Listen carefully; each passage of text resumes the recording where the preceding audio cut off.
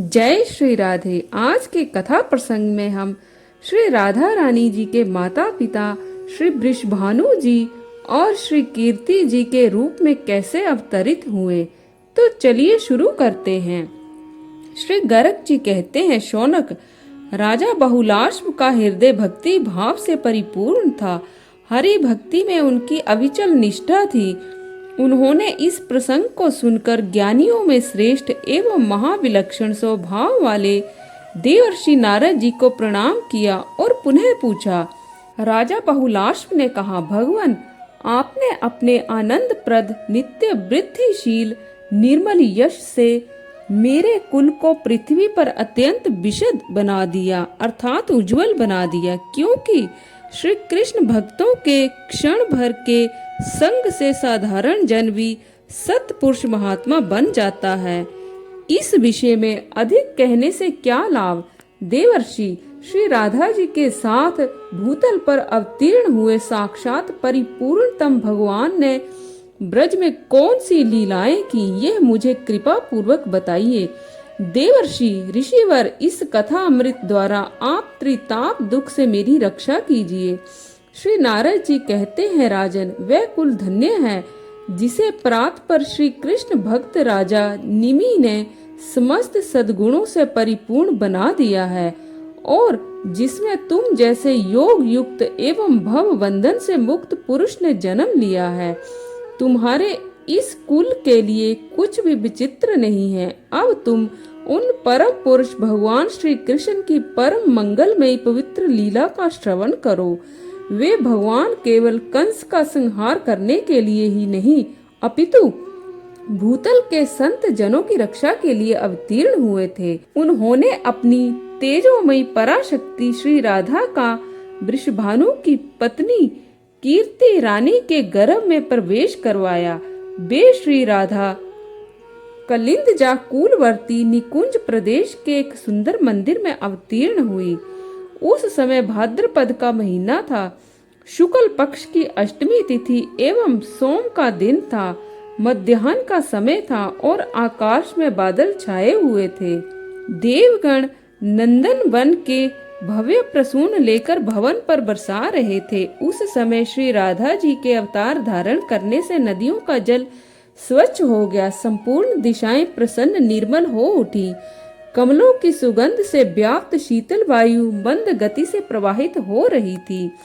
शरद पूर्णिमा के शत शत चंद्रमाओं से भी अधिक अभिराम कन्या को देखकर गोपी कीर्तिदा आनंद में मगन हो गई। उन्होंने मंगल कृत्य कराकर पुत्री के कल्याण की कामना से आनंददायिनी 2 लाख उत्तम गौएं ब्राह्मणों को दान की, जिनका दर्शन बड़े बड़े देवताओं के लिए भी दुर्लभ है।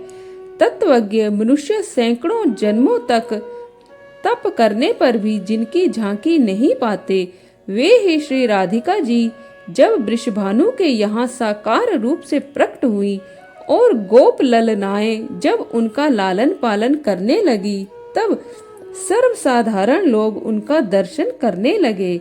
सुवर्ण जटित एवं सुंदर रत्नों से खच्चित, चंदन निर्मित तथा रतन किरण मंडित पालने में सखी जनों द्वारा नित्य झुलाई जाती हुई श्री राधा जी प्रतिदिन शुक्ल पक्ष के चंद्रमा की कला की भांति बढ़ने लगी।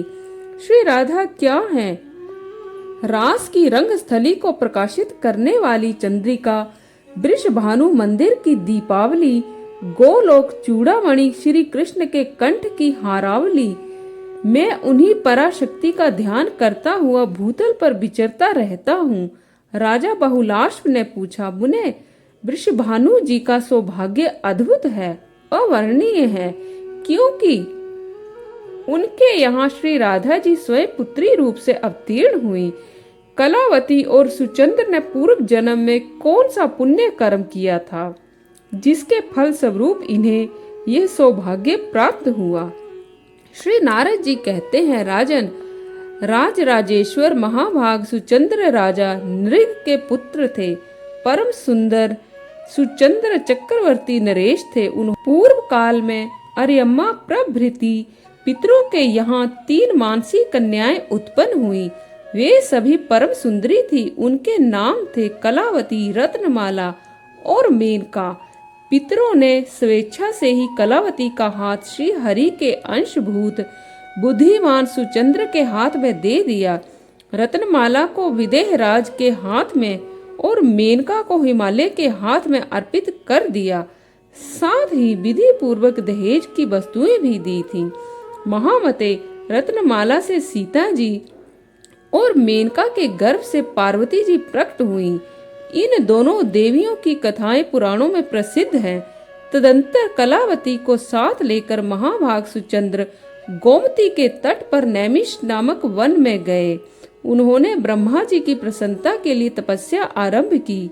वह तप देवताओं के कालमान से 12 वर्षों तक चलता रहा। तदंतर ब्रह्मा जी वहां पधारे और बोले, वर मांगो।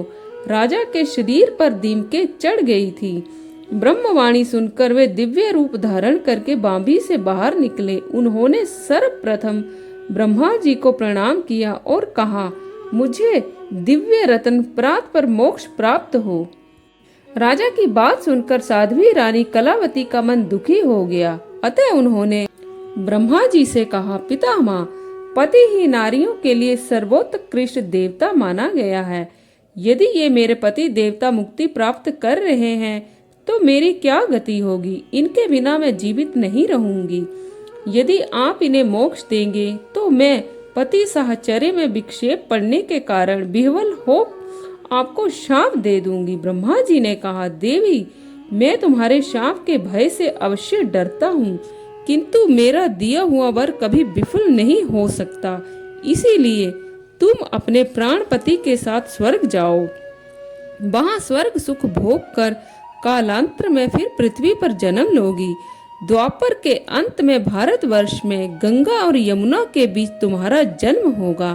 तुम दोनों से जब परिपूर्णतम भगवान की प्रिया साक्षात श्री राधा जी पुत्री रूप में प्रकट होंगी, तब तुम दोनों साथ ही मुक्त हो जाओगे। नारद जी कहते हैं, इस प्रकार ब्रह्मा जी के दिव्य एवं अमोघ वर से कलावती और सुचंद्र दोनों की भूतल पर उत्पत्ति हुई। वे ही कीर्ति तथा वृषभानु हुए हैं। कलावती कान्याकुब्ज देश अर्थात कनौज में राजा भलंदन के यज्ञ कुंड से प्रकट हुई। उस दिव्य कन्या को अपने पूर्व जन्म की सारी बातें याद थी। सूरभानु के घर सुचंद्र का जन्म हुआ। उस समय वे वृषभानु नाम से विख्यात हुए। उन्हें भी पूर्व जन्म की याद बनी रही। वे गोपों में श्रेष्ठ होने के साथ ही दूसरे कामदेव के समान परम सुंदर थे। परम बुद्धिमान नंदराज जी ने इन दोनों का विवाह संबंध जोड़ा था। उन दोनों की पूर्व जन्म की स्मृति थी ही, अतः वे एक दूसरे को चाहते भी थे और दोनों की इच्छा से ही यह संबंध हुआ।